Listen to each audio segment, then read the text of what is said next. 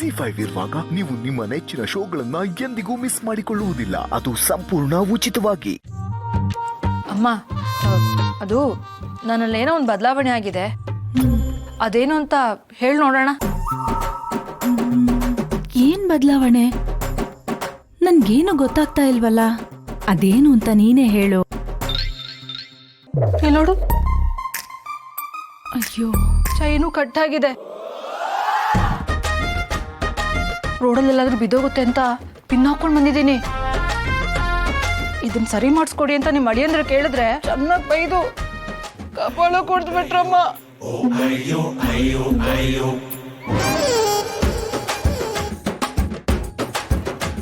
ಮಂಗಳ, ಆ ಕಟ್ಟಾಗಿರೋ ಚೈನ್ನ ಎಷ್ಟು ಅಂತ ನೋಡ್ತೀಯಾ?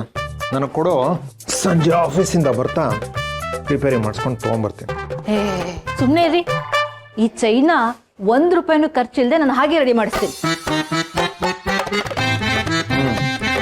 ಏನು ಮಾಡ್ತೀಯಾ? ಇದಕ್ಕೂ ನಿಮ್ಮ ಅಮ್ಮನ ಮನೆಗೆ ಹೋಗ್ತೀಯಾ ಅಲ್ವಾ? ತಪ್ಪೇನೋ, ಮದುವೆ ಮಾಡಿ ಕಳ್ಸ್ಕೊಟ್ಬಿಟ್ರೆ ಅವ್ರ ಜವಾಬ್ದಾರಿ ಮುಗ್ದೋಯ್ತು ಅಂತನಾ?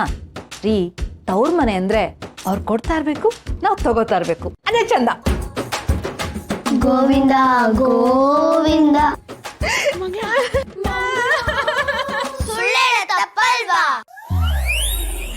ಮಕ್ಕಳು ಸುಳ್ಳು ಹೇಳೋದು ತಪ್ಪು, ದೊಡ್ಡವ್ರು ಮಾತಾಡ್ಬೇಕಾದ್ರೆ ಈ ರೀತಿ ಕೇಳಿಸ್ಕೊಳ್ಳೋದು ತಪ್ಪು. ಹೋಗ್ರೆ ಸುಮ್ಮನೆ ಒಳಗಡೆ. ಮಂಗಳ. ಅಮ್ಮ, ಅಲ್ಲಿ ವಿಷಯ ಎಲ್ಲ ಬಂದು ನಿನ್ನ ಹತ್ರ ಹೇಳ್ಕೊತಾ ಇದ್ದೀನಿ ಅಂತ ಮಕ್ಕಳು ಹೋಗಿ ಹೇಳಿದ್ರೆ ಅಷ್ಟೇ, ಸಿಗ್ದು ತೋರಣ ಕಟ್ಬಿಡ್ತಾರೆ. ಅಳ್ಬೇಡ, ಸುಮ್ನಿರಮ್ಮ. ಅರೆ ಅಮ್ಮ, ಬಳೆ ಎಷ್ಟು ಚೆನ್ನಾಗಿದೆ.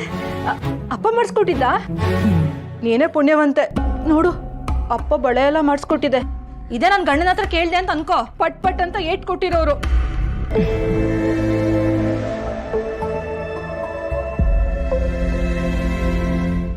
ನೋಡು. ಅರೆ ಚೈನು. ಅಮ್ಮ, ಇದು ಹೊಸದಾ? ಇಲ್ಲ, ಹಳೆದೆ.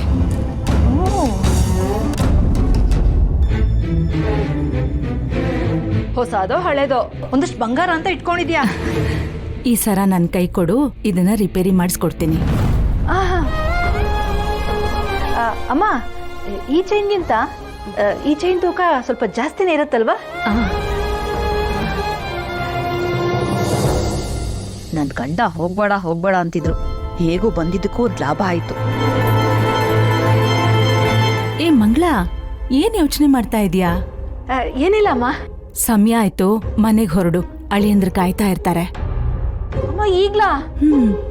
ಅಮ್ಮ, ಲೇಟ್ ಆಗಿದೆ. ನನ್ನ ಹತ್ರ ಚಿನ್ನ ಬೇರೆ ಇದೆ. ಒಂದ್ ಕೆಲಸ ಮಾಡ್ತೀನಿ, ರಾತ್ರಿ ಇಲ್ಲೇ ಇದ್ದು ಬೆಳಿಗ್ಗೆ ತಿಂಡಿ ತಿನ್ಕೊಂಡು ಆಮೇಲೆ ಹೋಗ್ತೀನಿ.